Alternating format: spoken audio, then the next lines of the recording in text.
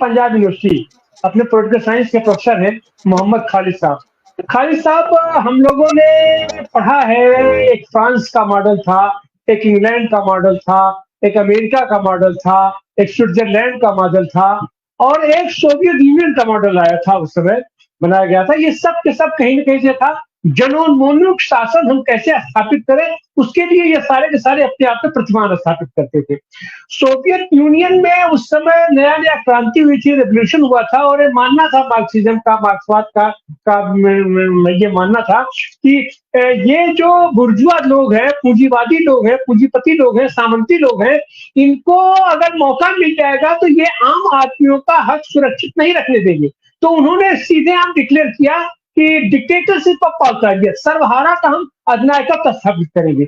लेकिन वो सर्वहारा का अधिनायकत्व स्थापित करने के लिए भी उन लोगों ने जो प्रक्रिया जोड़ा कि उनकी पार्टी, जो सर्वहारा की पार्टी कम्युनिस्ट पार्टी कहे कि कम्युनिस्ट पार्टी का ही शासन होगा और कम्युनिस्ट पार्टी के अंदर उन्होंने अपने आप में एक डेमोक्रेटिक प्रोसेस स्थापित किया कि हम पार्टी को डेमोक्रेटिक तरीके से रखेंगे।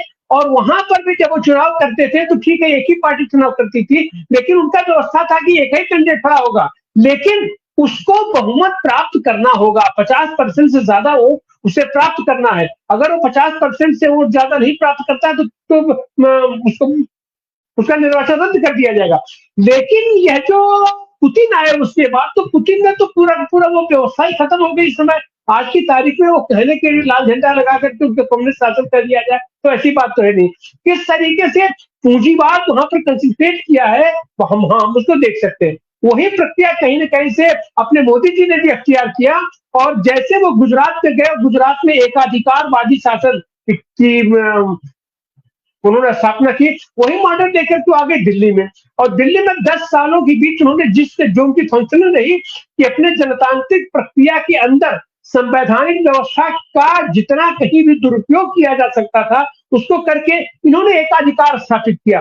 तो बाहर बाहर से तो दिखाई पड़ता ही नहीं हमारी कैबिनेट व्यवस्था ऐसा व्यवस्था है, लेकिन अगर हम देखें तो मोदी अपने हाथ में सारी की सारी सत्ता, अपना विधायी सत्ता, कार्यपालिका की सत्ता, अपना न्यायपालिका की भी सत्ता और चुनाव आयोग की भी सत्ता, सबको उन्होंने केंद्रित कर लिया। फल क्या हुआ कि जनतांत्रिक प्रक्रिया एकदम से लगभग खत्म है, जिसकी आशंका आज व्यक्त की जा रही है। और वो ये बार बार कहते हैं कि हमको 400 से ज्यादा सीट आप हमको दे दीजिए कि अपना, क्योंकि हमको संविधान बदलना है। जो हम करना चाहते हैं, जिस तरीके का एकाधिकार हम स्थापित करना चाहते हैं, उसमें अभी हमारा संविधान बाधक है। और उसी के तहत हम देख रहे हैं कि जिस तरीके से इन्होंने अपने निर्वाचन आयोग का इन्होंने वो गठन किया। और फिलहाल जनतंत्र में तो यह है कि आप जीत के आओ, तो जीतने दो, सबको लड़ने दो, सबको अपना अधिकार का प्रयोग करने दो, लेकिन मताधिकार से ही आप वंचित करते हैं। आप कौन सा जनतंत्र बनाने जा रहे हैं? जिसका उदाहरण हम लोगों ने ये यहाँ से होते हुए, सूरत होते हुए और अभी हम लोगों ने इंदौर में देखा। तो इन सारे प्रक्रिया में एक राजनीति विज्ञान के विद्यार्थी के रूप में आप ये इस मोदी मॉडल को आप किस तरफ जाते हुए देख रहे हैं? खालिद साहब। जी तिवारी साहब, आपका बहुत बहुत शुक्रिया। ये जो आप पुतिन मॉडल की बात कर रहे हैं, बहुत से कंट्रीज में ऐसा हुआ है कि सिंगल पार्टी रूल जो है वो होगा। बहुत सी अफ्रीकन कंट्रीज में भी सिंगल पार्टी रूल हुआ है, एक ही पार्टी है, उसी की सरकार है, उसी की इलेक्शन है, उसी सब कुछ है।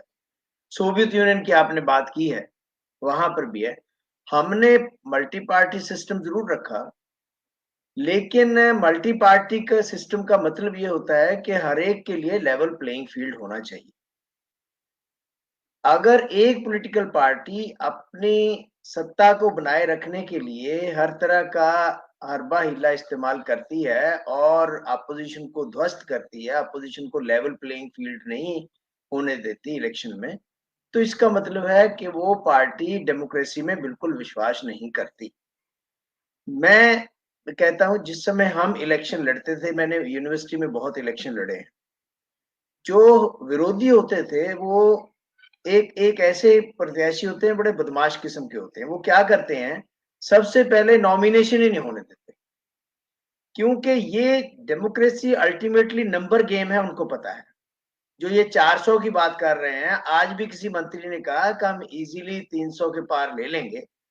तो वो पर्पस यही है कि एक तो पहले पड़ाव में ही नॉमिनेशन ना आप होने दो। नॉमिनेशन ना होने देने के दो तरीके होते हैं। एक तो आप उसको अपने साथ मिला लो, जैसा कि ऐसे हुआ कि इंदौर में कांग्रेस का प्रत्याशी बीजेपी में शामिल हो गया और उसके बाद जो उसका अल्टरनेटिव था उसको भी डरा धमका लिया, उसके ऊपर मुकदमा कर दिया, वो डर गया। एक होता है प्रलोभन से। अब प्रलोभन कितना चल रहा है आपको पता है। इलेक्टोरल बॉन्ड किस लिए इस्तेमाल हुआ है, वो पैसा पुनियानी साहब ने बताया किस तरह से अलग अलग जगह पर सरकारें गिराएगी उस पैसे के साथ, उस पैसे का इस्तेमाल हुआ। दूसरा होता है कि जिस वक्त नॉमिनेशन हो जाए उसके बाद उसके नॉमिनेशन पेपर को पूरी तरह से रिजेक्ट करने का हर तरह का इस्तेमाल करना हर पाए। ये प्रक्रिया का पार्ट है। यानी कि विरोधी को खड़ा ना होने दो, वो बेचारा इसी परेशानी में शुरू से मुब्तला हो जाए कि यार मेरा पर्चा ना वो करवा दें। क्योंकि इलेक्शन कमीशन जो है वो अगर उनके हाथ में है, अगर एम्पायर आपके पास साथ आ गया तो आपको रन बनाओ चाहे ना बनाओ, जीत तो आपकी हो। उसके बाद तीसरी चीज होती है उसके ऊपर इल्जाम लगाना। हर तरह का इल्जाम लगाओ, पैसे का इस्तेमाल करना और इस तरह से एक ऐसा माहौल क्रिएट कर देना कि विरोधी जो है वो डर जाए और विरोधी कैंपेनिंग ही ना करने पाए। विरोधी की कैंपेन में अपने बंदे घुसेड़ देना, उनसे ऐसी बातें कहलवा देना कि उसके कैंपेन के ऊपर इसका असर हो। ये सब चीजें इलेक्शन में बीजेपी कर रही है और हमारे साथ होता रहा है ये चीज। लेकिन मैं ये कहता हूं कि इस नंबर गेम में जो आप अलोकतंत्र है, लोकतंत्र से हट करके जिस तरह की आप चीजें कर रहे हैं, कंट्री को वन पार्टी रूल में तब्दील कर रहे हैं और बाकी पार्टियों को या तो नॉमिनेशन ना होने दो या उनके जो बड़े लीडर हैं उनको ईडी सीबीआई द्वारा अंदर कर दो, ये भी ना बताओ कि आपका कसूर क्या है। और ये एक बड़ा पेट डायलॉग हो गया है। पहले तो आप उनको अंदर करो, फिर कहो कि कोई नहीं, अगर आपको कोई प्रॉब्लम है आप कोर्ट चले जाओ। यानी ये अक्सर कहा जाता है बीजेपी के लीडरों वर्कर द्वारा, आप कोर्ट चले जाओ, उनका पता है कि वहां धक्के खाता रहेगा। लेकिन हमने जो अपना काम करना था कर दिया। ये चीजें जो हैं उससे ऐसा लगता है कि एक ही चीज रह गई है कि जो बंदे मरवाने हैं। पुतिन जैसे करता है। अभी रिसेंटली उसने अपना एक विरोधी जो है वो उसकी डेथ हो गई, वो कैसे हुई, एक बड़ा। इसी तरह से यहाँ पर हर स्टेप के ऊपर सत्ता द्वारा, यानी उसमें आपके सरकारी तंत्र भी होता है, सरकारी तंत्र में पुलिस भी आती है, सरकारी तंत्र में ईडी सीबीआई भी आती है, सरकारी तंत्र में और भी एजेंसीज आती है। उन एजेंसियों का दुरुपयोग, डराना धमकाना, अपने वर्करों द्वारा नारेबाजी करवाना, उनके खिलाफ ट्रोल करवाना, ये सब चीजें जो है ये चल रही हैं इस समय। और जिसकी वजह से हम देख रहे हैं कि जो मॉडल इस समय आ रहा है इस इलेक्शन में अपोजिशन को खत्म करने का, ये उनको पंगु बना दो, किसी तरह से इलेक्शन लड़ने ही ना दो, वो चल रहा है। इलेक्शन बाद में आता है, कैंपेनिंग और वोटिंग और सब कुछ बाद की बात है वो। लेकिन पहले पड़ाव पर भी आप अगर 10 सीटें भी जीत लेते हैं इस तरह से, जैसे 3 तो हो ही गए, इंदौर की हो गई या सूरत की हो गई, या अगर इस तरह से 10-12 सीटें भी जीत रहते हैं तो आप तो ये कहते हैं देखो हमारे तो बंदे आने लग गए निर्विरोध। फिर वो कहा जाता है निर्विरोध आ गए। उसके पीछे जो षड्यंत्र है उसको पीछे रख लिया जाता है और लोग सोचते हैं कि निर्विरोध ही जीतने शुरू हो गए इनको। इसका जो परसेप्शन के ऊपर असर पड़ता है, वोटर की परसेप्शन के ऊपर इसका असर पड़ता है। इसलिए ये चीजें की जा रही हैं और ये कहते हैं कि हम लोकतंत्र को बचाए रखेंगे, हमारे से कोई नुकसान नहीं होगा कॉन्स्टिट्यूशन को। कॉन्स्टिट्यूशन नहीं बदलेंगे, कॉन्स्टिट्यूशन की धाराओं की एग्जीक्यूशन ऐसे की जाएगी जो उनकी विचारधारा के मुताबिक हो। कॉन्स्टिट्यूशन जो है वो एक खोखला खरड़ा बन करके रह जाएगा अगर ये लोग दोबारा तीसरी बार सत्ता में आते हैं।